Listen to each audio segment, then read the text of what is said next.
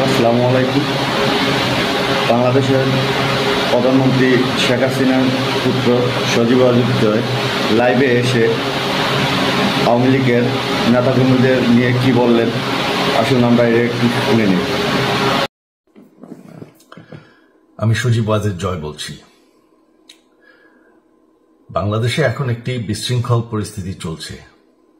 সারা দেশে আমাদের ভাঙচুর হচ্ছে, লুটপাট হচ্ছে, আমাদের শহরের বাইরে আমাদের নেতাকর্মী, আমাদের আওয়ামী লীগের নেতাকর্মীদের উপর হামলা চলছে, অনেকে হত্যা করা হয়েছে। এই পরিস্থিতিতে আমি বলতে চাই, আওয়ামী লীগ হচ্ছে বাংলাদেশের সবথেকে পুরাতন গণতান্ত্রিক এবং সবথেকে বড় দল। আওয়ামী লীগ কিন্তু মরে যায়নি। আওয়ামী লীগ এই দেশকে, বাংলাদেশকে স্বাধীন করেছে। আওয়ামী লীগকে শেষ করা সম্ভব না।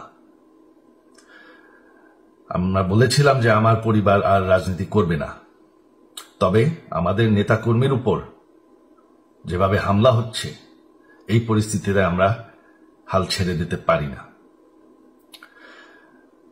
বাংলাদেশে যদি গণতন্ত্র, নতুন বাংলাদেশ গড়ে তুলতে হয়, আওয়ামী লীগ ছাড়া সম্ভব না। আওয়ামী লীগ হচ্ছে সবথেকে বড় দল। আওয়ামী লীগ কোথাও যাবে না, আওয়ামী লীগ শেষ হয়ে যাবে না। আওয়ামী লীগকে শেষ করা সম্ভব না। আওয়ামী লীগের নেতাকর্মীদের আমি সবাইকে আহ্বান জানাচ্ছি যে আপনারা সাহস নিয়ে দাঁড়ান। আপনারা একা না, আমরা আছি। বঙ্গবন্ধুর পরিবার কোথাও যায়নি, আমরা আপনাদের সাথে আছি।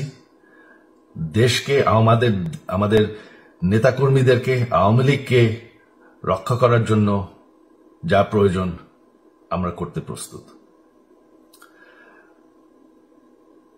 এই যে আমাদের বর্তমান যারাই আছে ক্ষমতায়, তাদেরকে আমি বলবো যে আমরাও একটি গণতান্ত্রিক, শৃঙ্খল, নিরাপদ বাংলাদেশ চাই, জঙ্গিবাদ মুক্ত। তার জন্য আমরা সবার সাথে আলোচনা করতে প্রস্তুত। শুধুমাত্র তারা যদি জঙ্গিবাদ এবং ভায়োলেন্স বাদ দেয়। শেখ হাসিনা মরে যাননি, আমরা কোথাও যাইনি। বাংলাদেশ আওয়ামী লীগ ছাড়া গণতন্ত্র, নির্বাচন সম্ভব না। এই বলে আমি আমার কথা শেষ করছি। জয় বাংলা।